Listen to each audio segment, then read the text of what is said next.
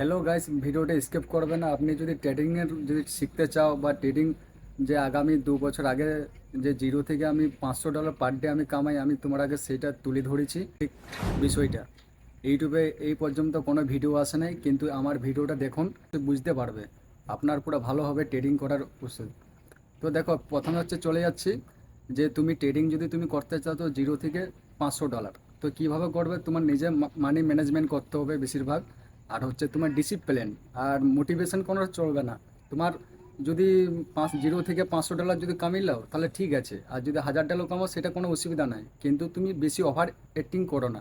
তখন ওই টাইমে কি হবে, তুমি $500 যেটা কামিয়েছো সেটা তুমি $0 করে দেবে।